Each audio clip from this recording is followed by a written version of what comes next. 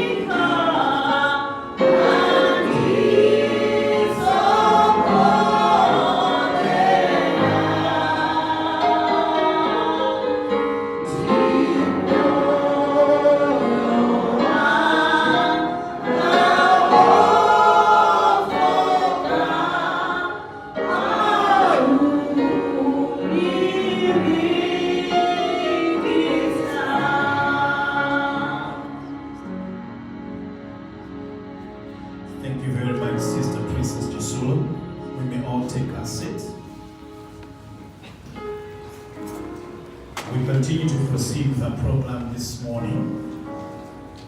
At this point in time, we are going to have reading by Atupiye. But before we proceed, because we are live, so we also want to accommodate our family far and beyond.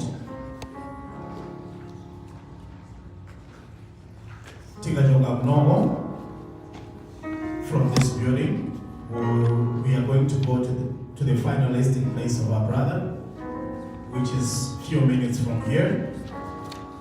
Ndomigayage, T&A convoy is the same convoy that we're going to have as we proceed to Renton later in the afternoon.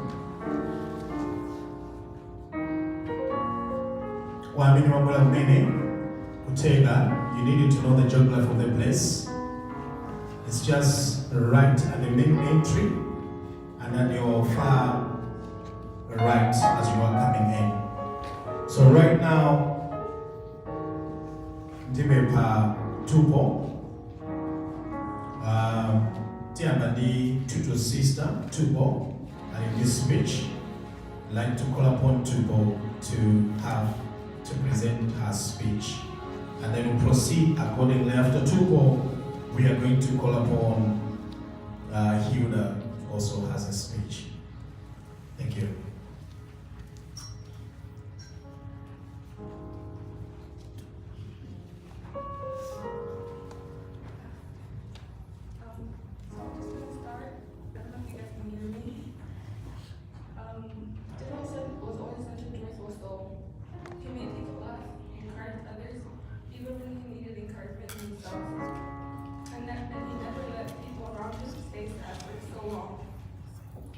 There was never a dull moment with him.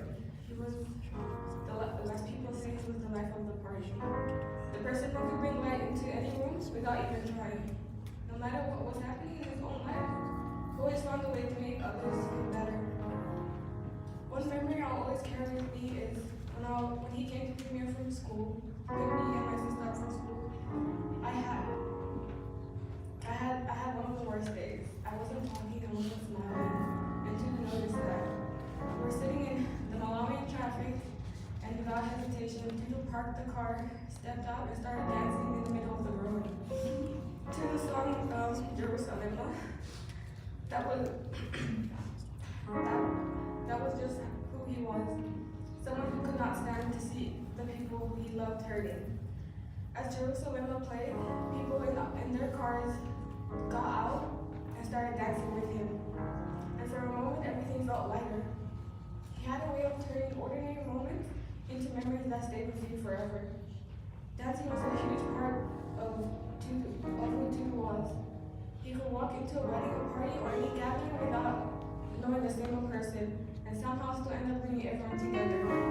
He never cared about being watched or judged. He simply wanted people to enjoy life, laugh, and feel connected to his surroundings. The joy he carried was contagious.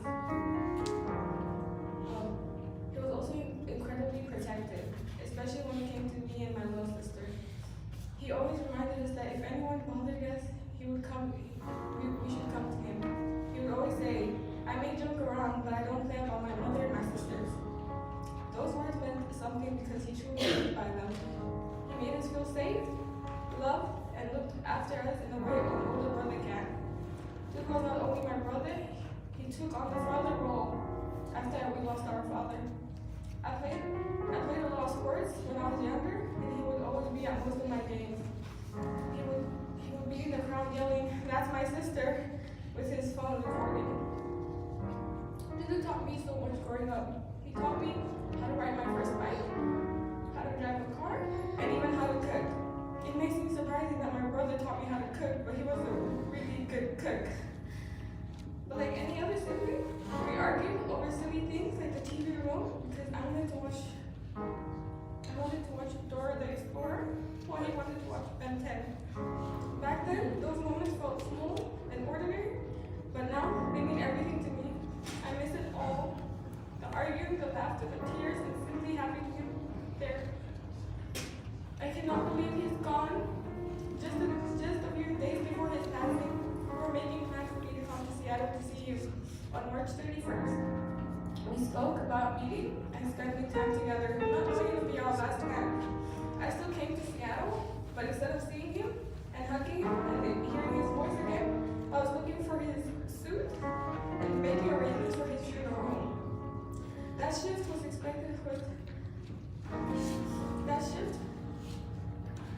sorry, that shift from expectation to reality is something that my heart is still trying to accept.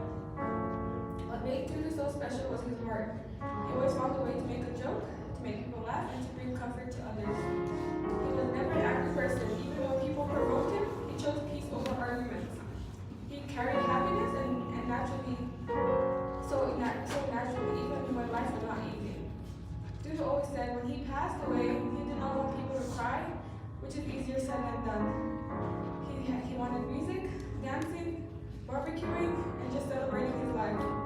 The pain of losing him is heavier than words can explain, but we'll try to honor him in the way he would have wanted. Now, all I have is our memories, his voicemails, and his messages. Heaven has gained another angel, but here we have lost someone truly incredible. Please give Dad, Grandma, and Ansar a big hug for me. So now I'm going to read a letter Tutu wrote by himself, and he titled this Dear Future Me. So it starts by, Dear Future Me, life surely has a way of reminding you that you are one of a kind. The joy and the energy with such a small person was the reason why God chose you for this mission. Learn to be a better version of yourself. Your positivity is what people see, why people laugh, love, learn, and live. God knows what you want and need. To start a family, to be a father, husband, godfather, uncle, and great-grandfather.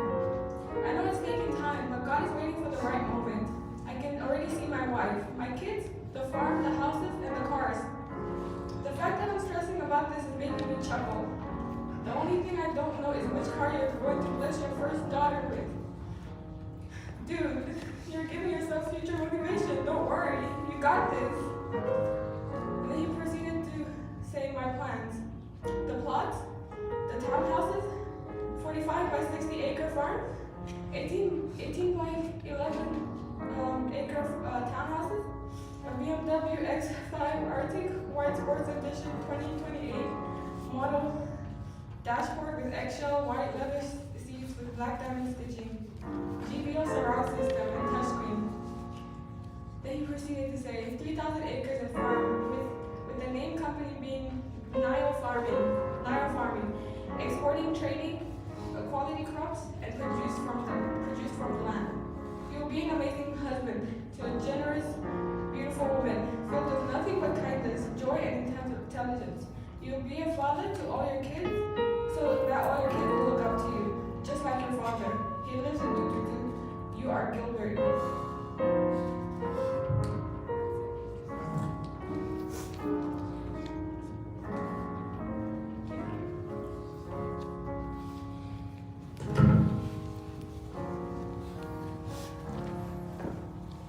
Thank you very much.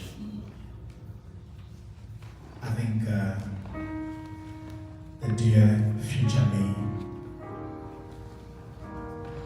it's mind blowing. He had a future ahead of him. He had plans, just as we are here, having plans. Life can never be understood. Right now, I'd like to call upon Hilda. You have something to say? Please come forward.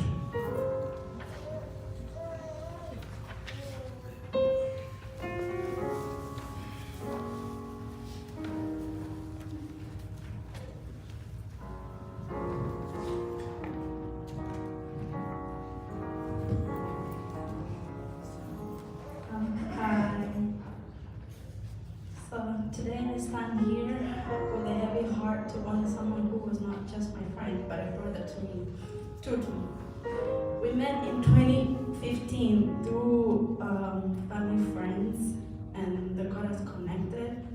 And from the very beginning, Tutu was someone who brought joy wherever he went. He was fun, easy to be around, and had a way of making everyone feel welcome. Today, Tutu was the kind of a person who always thought about others first, who had a big heart and a caring spirit that touched many lives. I had the honor of staying with him and his family in Malawi, and they welcomed me with so much love and kindness. Their home became like a second home to me. The warmth of the family showed me exactly where Turu got his beautiful heart. Life took us in different directions. We lost touch for some time, but in 2024, we reconnected again.